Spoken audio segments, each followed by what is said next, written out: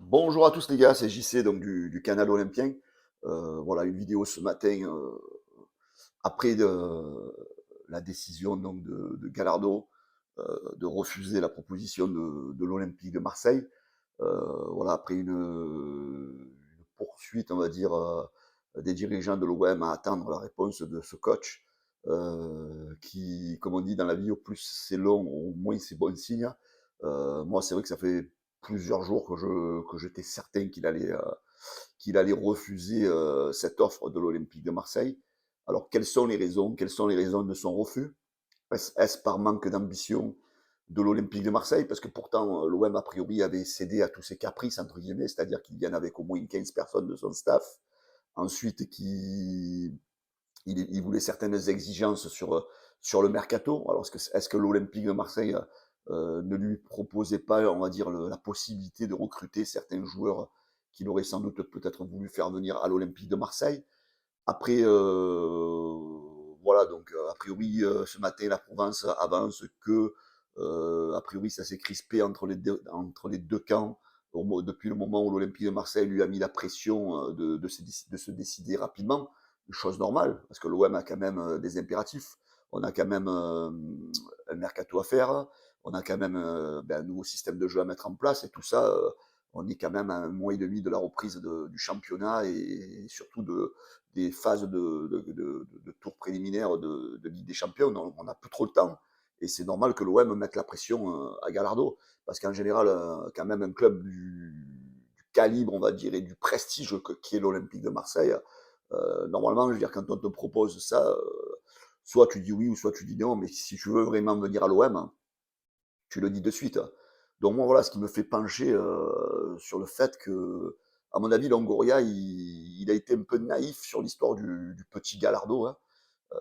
Voilà, bon, c'est vrai que les jeunes supporters que vous êtes, certains, voilà, on dit c'est un peu l'entraîneur à la mode, la hype, je sais pas, parce que moi j'ai pas le langage des jeunes, hein. Euh, Parce que Monsieur Gallardo, il a gagné des titres avec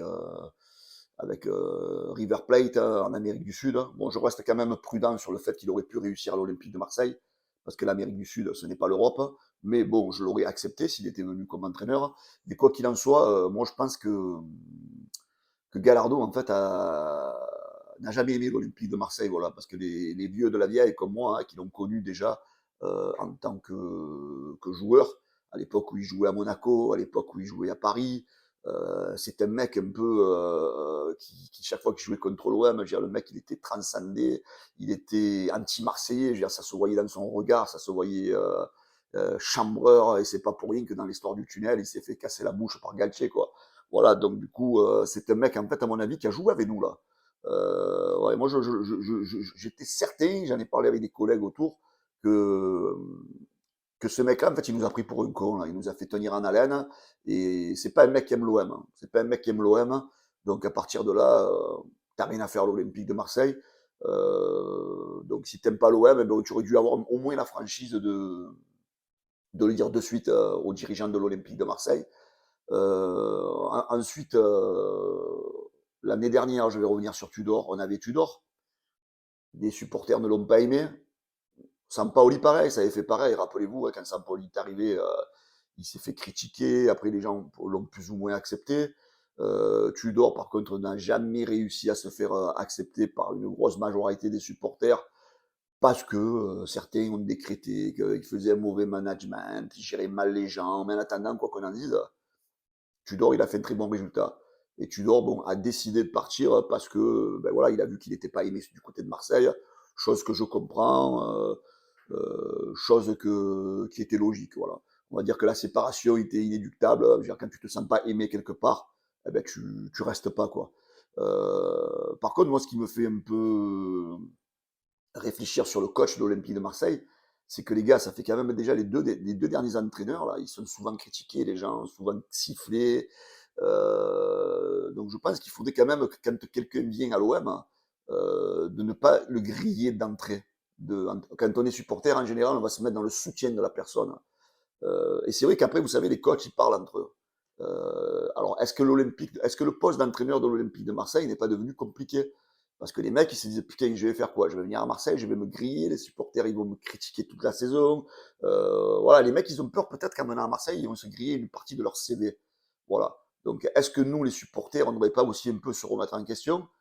Quoi, pas tous les supporters, hein, mais certains, parce que certains, tu les écoutes, ils font des machins, tu les écoutes, ils sont meilleurs tacticiens que les gens qui ont des diplômes, ils font toujours mieux en termes de recrutement que Longoria. Les mecs, en fait, ils se prennent certains pour des sciences infuses du football. Les gars, restez à votre place de supporter, certains.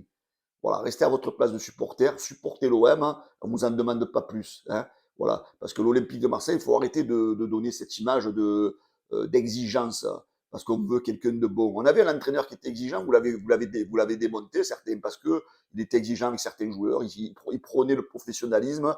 Certains, vous l'avez démonté parce qu'il ne faisait pas jouer Payet. Un coach, il faut le laisser faire, c'est lui le professionnel, c'est pas nous les amis. Voilà. Maintenant, qui va venir à l'OM comme coach? On est mal, parce que là, va falloir se décider dans la semaine, là, rapidement. Bon, il y a des noms qui se dégagent. Les favoris, c'est Marcelinho, c'est Fonseca. À mon avis, Fonseca ne viendra pas parce qu'il n'est pas libre. Je crois qu'il faut payer une clause de 20 millions d'euros, un truc comme ça, je sais pas quoi. Là. Et pour moi, le favori et celui qui risque d'être le coach de l'OM, ça sera Marcelino. Parce que il est libre, d'une. De deux, Longoria a déjà travaillé avec lui à Valence. Et de trois, Marcelino, a priori, est ami dans la vie avec Longoria. Et donc, je pense que vu que Longoria, il est un peu dans la merde, là, et ben, à mon avis, il va prôner pour la facilité. Et à mon avis, Marcelino va être nominé coach de l'OM dans les prochaines heures, si ce n'est pas en début de semaine. Là. Alors, certains voient le complot en disant que Gallardo, c'est un écran de fumée, ça va être Zidane. Les gars, à un moment donné, il faut rester un peu les pieds sur terre. Zidane ne viendra jamais à l'Olympique de Marseille sans moyen. Voilà. La vente, ça m'étonnerait beaucoup. Donc le côté de Zidane, je pense qu'il faut, pour ma part, il faut l'oublier. S'il y a l'OM, ça veut dire que le club est vendu, mais j'en ai de forts doutes. Voilà, un peu déçu de ce feuilleton Gallardo. Moi, je connaissais un peu le scénario, à moins que dans les prochaines heures, il y ait un rapprochement, mais bon, ça semble très compliqué. Ça semble très compliqué pour que les deux clans se redémarrent les négociations. Voilà, moi, mon humble avis, je pense que ça sera Marcelino, le nouveau coach de l'OM. Voilà, les amis. Bon, en tous les cas, il faut que ça speed parce qu'on a quand même une saison à préparer et pour l'instant, eh ben, ça s'engage très mal. Voilà, les amis, ben, bonne fête des pères à tous. N'oubliez pas de vous abonner ben, à notre chaîne, hein, le canal Olympien, notre chaîne YouTube. Je vous dis à tous un grand merci et passez une bonne journée en famille pour ceux qui fêtent la fête des pères. Ciao les gars.